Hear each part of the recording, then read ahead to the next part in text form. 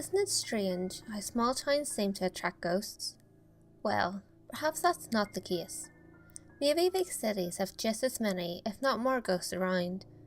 But it's only in small towns where people speak enough to each other as such tales are able to work their way around. Alliston, Ontario, Canada is a small but lovely town.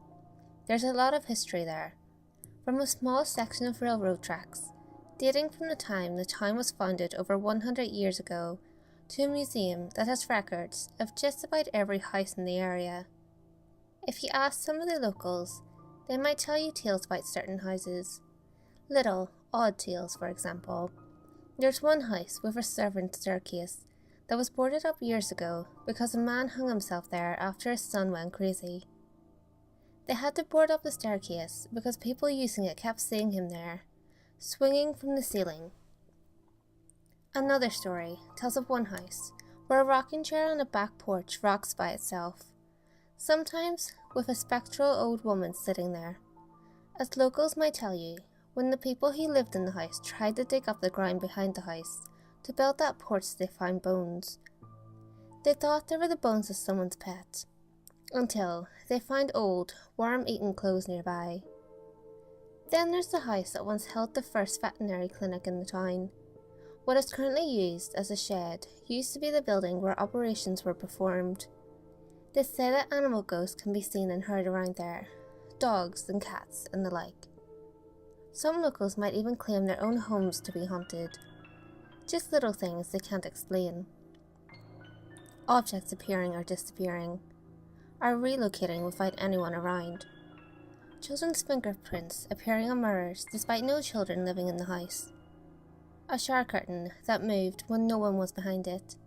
A ghostly whisper or footsteps heard when one knows oneself to be alone.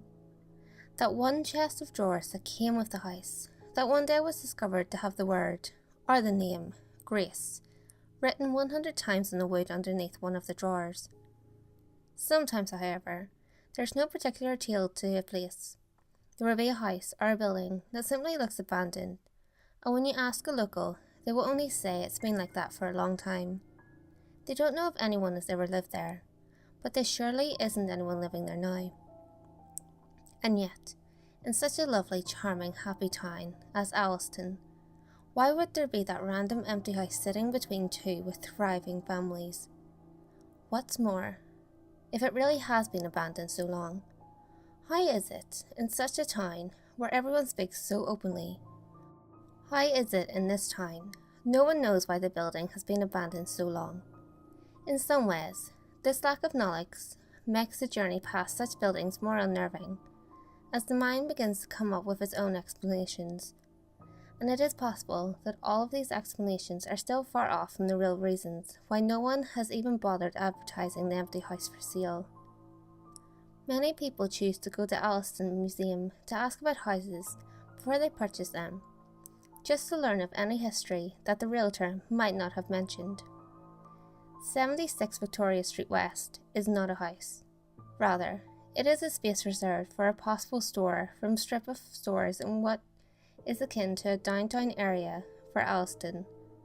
In such places, stores may come and go regularly, and surely there isn't much reason why 76 Victoria Street West should be any different, as it isn't that much bigger or smaller than any of the others in that strip of stores in Alliston, Ontario, that come and go with the wind. Unlike other empty spaces in this strip, there's no sign on it or any advertisement anywhere stating that the space is available for rent. And for as long as anyone can remember, even as other stores have come and gone, that store has remained completely empty. Nobody seems to know why.